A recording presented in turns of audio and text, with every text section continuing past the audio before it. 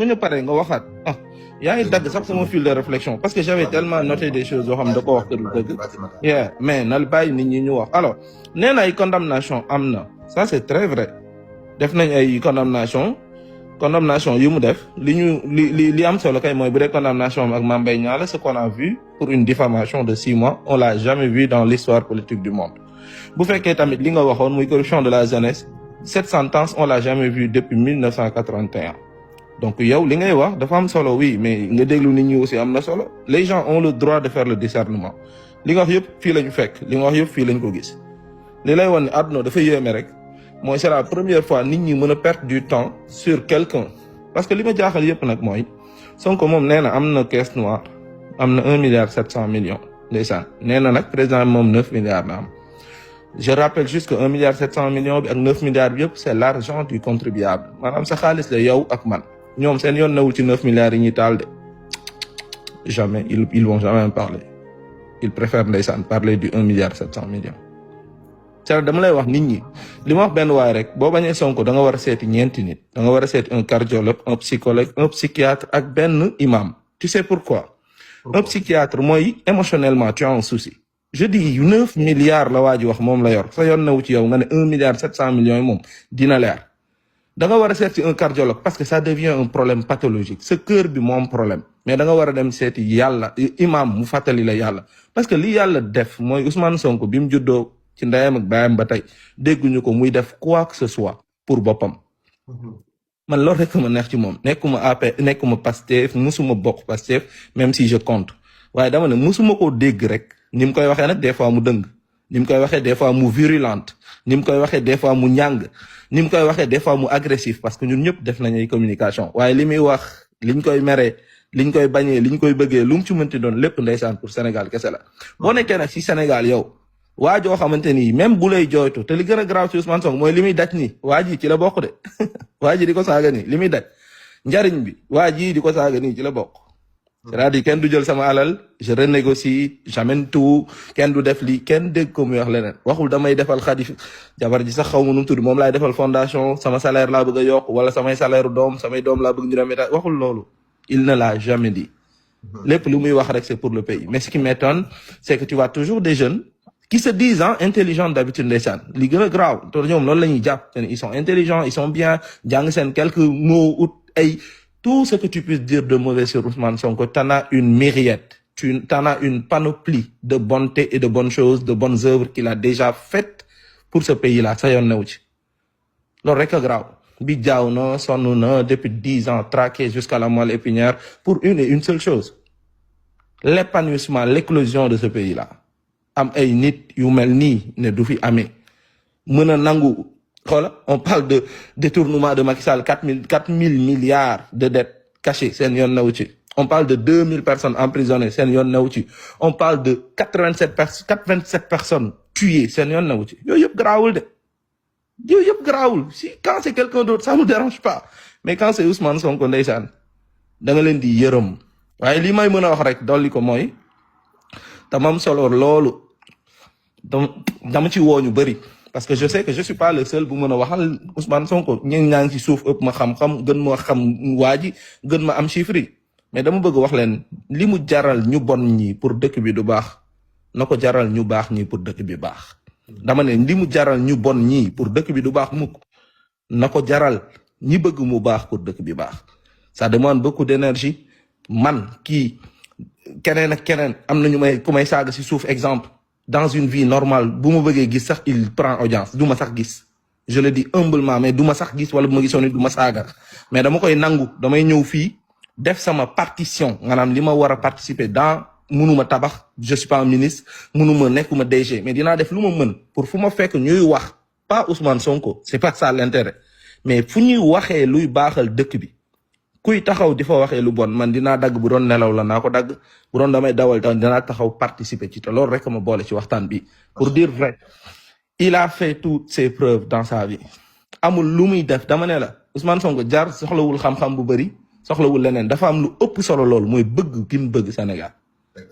li mu jiital lépp Sénégal bi mu jël jiital ko ci lépp mooy li ëpp solo ci wax ci yëpp ñeneen ñoo fi dégg keneen koo fi dégg que ce soit technocrate lu mu mënti doon yor alal gu dul jeex def expérience pratique internationale def lu mu mënti doon professeur international gis nañ leen tante nañ leen ba pare ñun gis nañ Idrissa Seck ñun gis nañ Amadou Ba gis nañu les professeurs donc de l'ENA on a vu le technocrate Idrissa Seck le grand diplômé de Princeton on a vu tous ces gens-là on les a essayés même xam nga lan lañ ci jëlee des maisons sous forme de ranch xam nga lan lañ ci jëlee waxuma ñoom seen doom yi sax buñ la mësaan romb Sénégal da ngay waaru oto yi ñu dawal mosoo ko woon gis xam nga lan lañ ciy jëlee changer les lois comme il le voulait bu ma jëlee exemple d'Ismaïla Madior Fall l'un des plus grands constitutionnalistes du pays loolu jaaxal lu ñu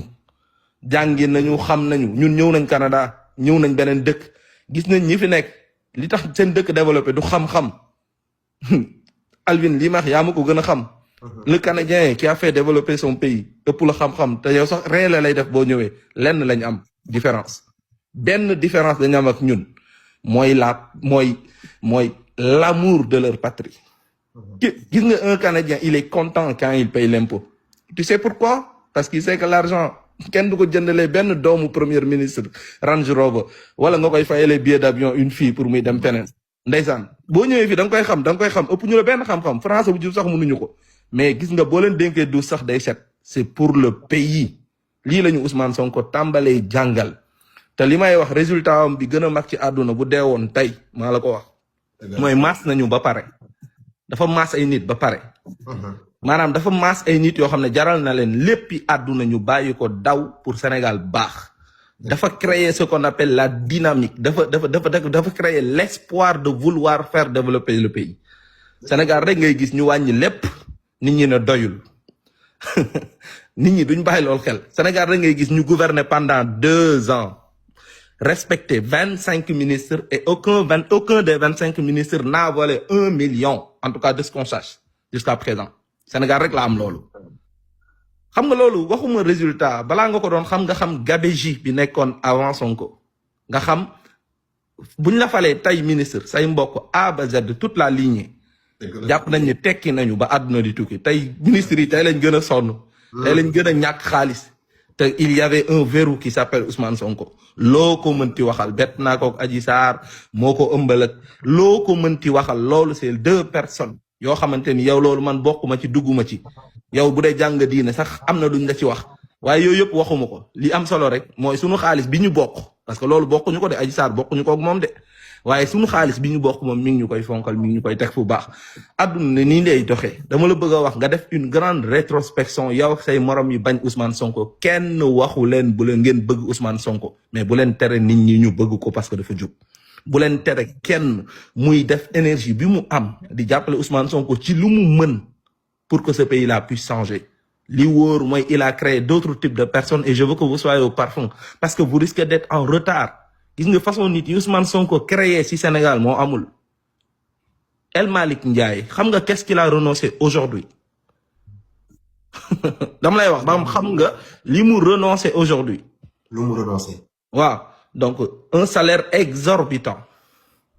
tous les privilèges du monde alal bu dul jeex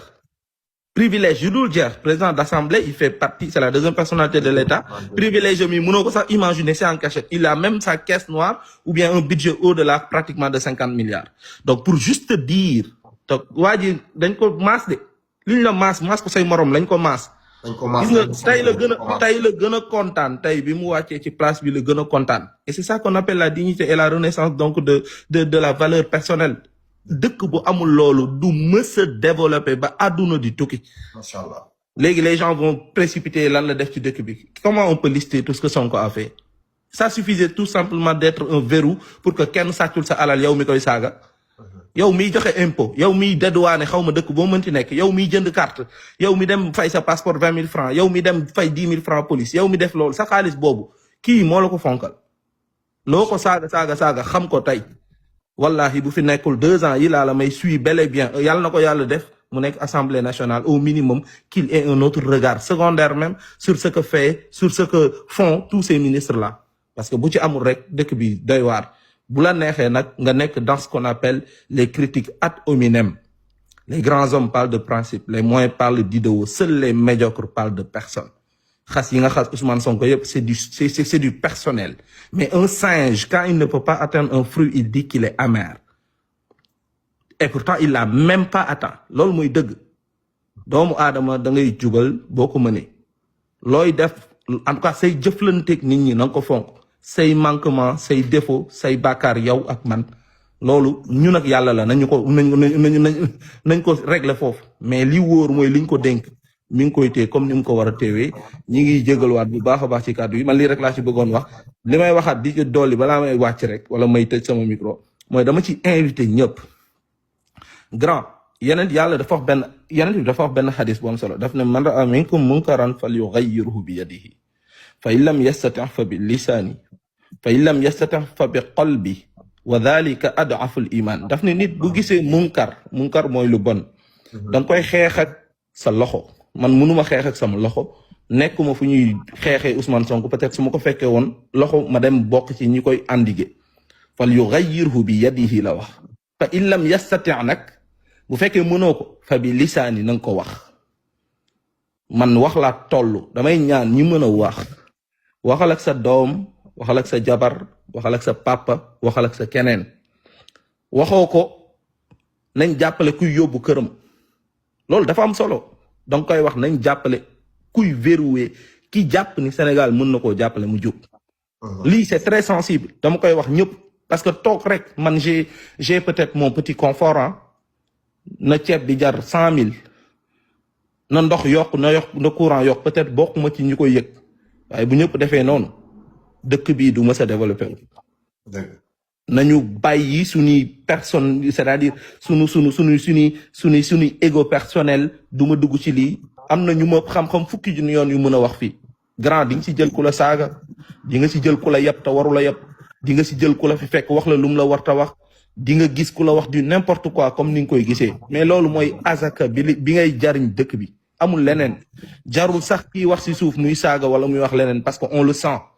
xam naa ni loolu balaa ma cee yéeg laa xam dina ci am su ma toogoon sama kër du ci am mais c'est une petite participation boo xamante ni mënuma nekk ministre pour doxal ay politique mënuma peut-être nekk directeur pour doxal ay politique yoruma xaalis bu ma lebal Sénégal mais dinaa fexe ba nit ñi dégg li baax ku ci mën a xool mu xool ko loolu rek mooy wax ji et je pense que ñu bëri comprendre nañ ko noonu lu nekk la nit ñi di jiiñ lu nekk la nit ñi di wax mais il faut juste comprendre que c'est notre devoir le plus crucial de montrer cette personne-là parce que dafa am yu fi jaaroon dafa war a jeex kan mooy Mamadou Dia ñu ne non il était le meilleur il avait la meilleure politique du monde dañ ko mujjee tëj à vie mi ngi fële cataracte la jugee ci prison ba dee na kan mooy Cheikh Anta Diop dañ ko tere woon mu dem liggéey mu jàngale sax université Cheikh Anta Diop biñ ko tuddee woon parce que il avait tout simplement une vision loolu mënoon na nekk il a fallu un changement comme dit Albert Camus il a fallu une génération qui s'est dit que on empêchera que ce monde-là ne se défasse ñun duñu nangu muy yàqu loolu lañ bëgg ku mën a jàppale Sonko na nga ko jàppale boo ko mënul jàppale ki nga bëgg a jàppale mais bul tere ñi ko bëgg a jàppale ñu jàppale ko man lii rek laa ci bëggoon wax maa ngi jégalu bu baax a baax. macha allah comme ni ñu ko waxee rek je pense que ñi commentaire